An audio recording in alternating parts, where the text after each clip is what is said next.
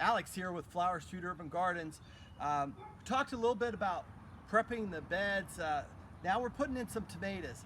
A couple of really simple things most of us gardeners know, but if you're trying to get into this, these are the things you want to look for. You want to look for a nice, healthy plant. This is in a 4-inch container. What you want to do is, if you really look at the tomato plant, you'll see like these little hair fibers that are almost white or clear looking coming off them. All of that will turn into roots if it's in contact with the soil and moisture. So what we want to do is plant this deep so a lot of the roots will come out of the main stem. So what we're going to do is we're going to pinch off the bottom leaves. Now when these were put into from the little cells into this 4-inch pot, they were already thin. So yours may have a lot more growth that you need to pinch off, but that's what you want to do. Then just take the plant, nice and easy, turn it over.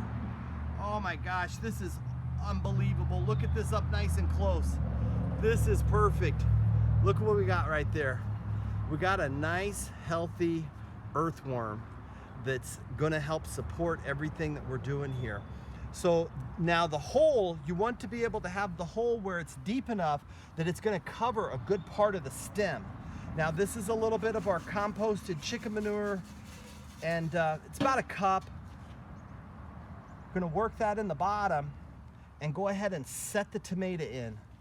Now some people, you may decide you can even lay these on the side. And here I'm not really gonna do that because you wanna get as much contact as you can on that main part of the stem with the soil. So we put a little bit of fertilizer down there in the compost mixture, pack it in really good, and you can see how good and rich this soil is in our gardens.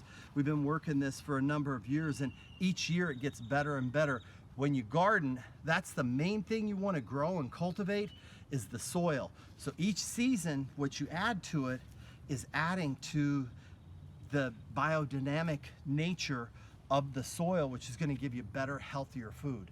Now I want to talk to you about a couple of different options that you have to cage these. And to cage them or to stake them, it's going to keep them growing up.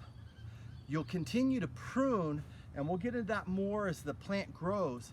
But this is a great option for a tomato cage, a really sturdy tomato cage. Now all this is a livestock panel. This is a 4-inch square, so you can get your hands in there to pick things.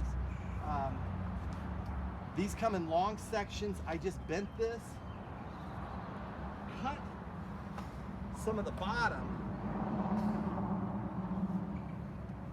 and I also installed I bent these little hooks so they can tie into one another. And now I cut off some of the horizontal pieces so I can get that firmly down in the ground. Now, this is something that I first seen on a PBS show called Growing a Greener World. Another great resource for you. Joe Lample, the host of this show, he's in the Atlanta area, but he travels all over talking to gardeners, and he demonstrates what he's doing in his garden farm that he has. It's bigger than what I've got here, but this is what he had showed on one of the PBS episodes, that Growing Your Greener World, and I absolutely love it. These are things you can get at feed stores or places like Tractor Supply, and then you can just really just put it together, and this will be the sturdiest tomato cage you've ever had.